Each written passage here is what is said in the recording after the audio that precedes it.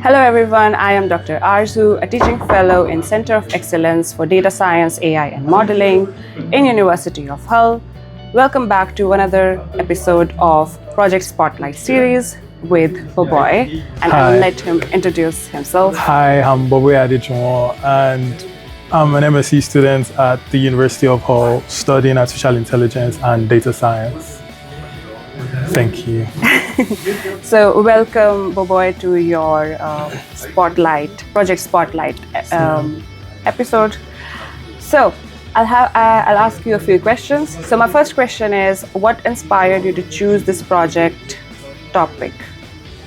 I've always been inspired by deep learning models and how their very core concept is motivated by the human visual cortex, how we can make computers to see the way humans can see, to make them understand the visual component of human reasoning. And so this project was a way for me to dive into the computer vision aspect of artificial intelligence, which is it has become increasingly important in the past couple of years, as it is now being used across different domains in healthcare, autonomous driving, surveillance, and agriculture, among many others. And so I was motivated to do this project as a way to understand the concept of computer vision and how we can explain them and make them more trustworthy. Okay, can you give us a brief overview of your project and its objectives? So, hello, I'm Dr. Daniel Farrow here at the Center of Excellence for Data Science, AI and Modeling at the University of Hull. AI is changing the way that big organizations operate, and that's why we're really excited to be launching a new MSc this January, Artificial Intelligence for Business. Alongside the same great content that we teach in all of our MScs, like Python programming and data science, we have two bespoke modules for this MSc about how to use AI and data in a business context. In AI for marketing and sales, our first bespoke module, you'll learn things like how to use chatbots for customer engagement, how to do dynamic pricing. You'll learn about an important concept called customer segmentation.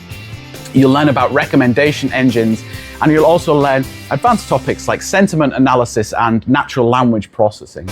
In the other bespoke module, Big Data for Business, you'll learn an introduction to big data, a key thing in business. You'll learn exploratory and causal analytics, different platforms for storing big data in business, data mining and web scraping, applications of big data in business, and also time series analysis for business contexts.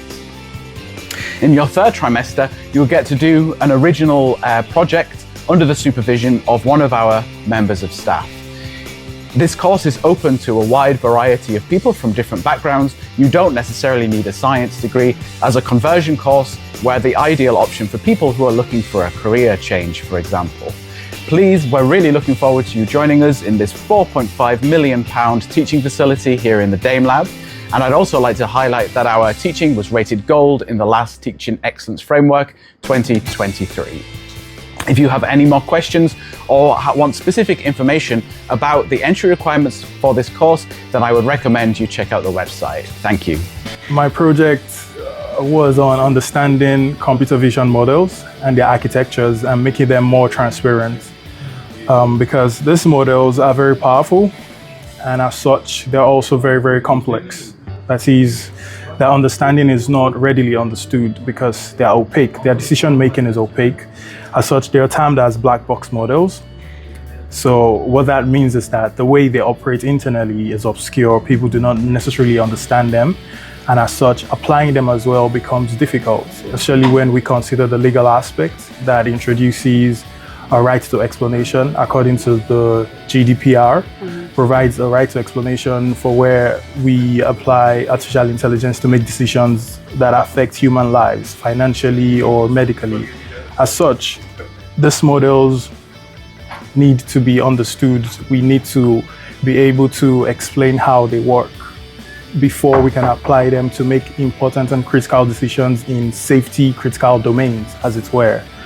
So this inspired me, or this motivated me, and my objective really was to apply post-hoc explainability methods such as Grad-CAM and Attention Rollout to provide insights into how we can understand these very complex architectures.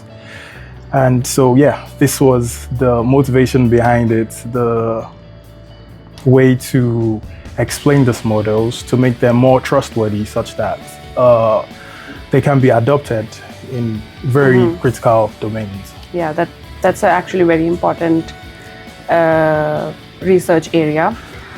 So can you give us the specific AI or data science techniques that you used for this project? Like, can you go in more depth of that? So we understand that before we can apply post-hoc explainability methods, we need to have a focus or what we want to do. As such, I built an algorithm or built different algorithms using different vision models to classify images.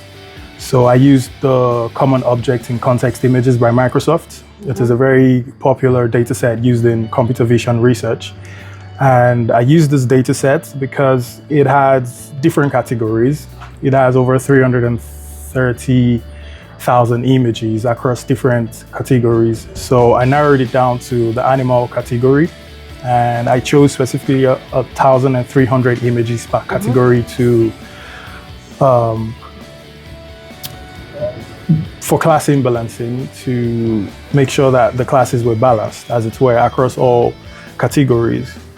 So built the algorithms and use different augmentation techniques to make model training have more variations to understand the images better by flipping them, rotating them, cropping them, and zooming in. And I also normalized these images because many of these models are being pre-trained models. As such, they require certain techniques or certain optimizations for them to be able to work or for them to be able to be applied, as it were. So we had to normalize. I had to also apply data augmentation techniques.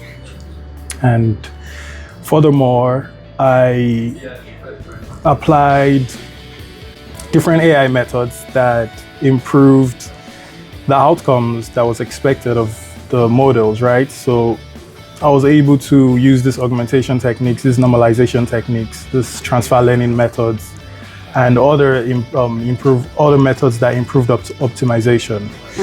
And as such, the results that I got from this was quite powerful because I utilized three powerful architectures, such as Swin Transformer, which is a transformer-based architecture.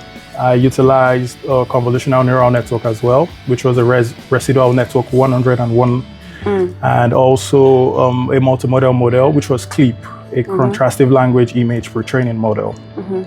Now, these models are quite powerful, but they are distinct. However, I was able to draw a nexus between how they process images.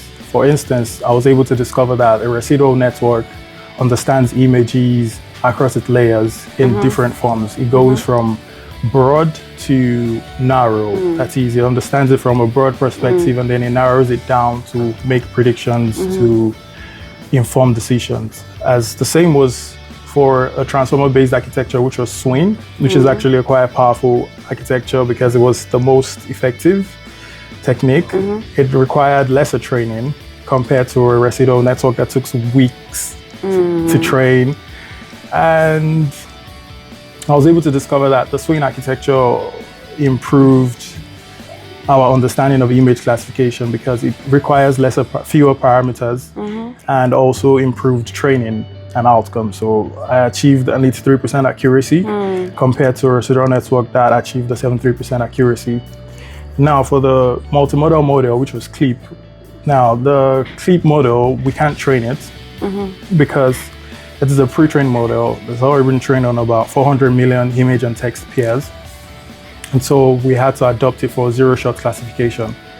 And for this, what we did was we fed the model with images and also used language as such to guide the prediction of the model. That is, we're talking to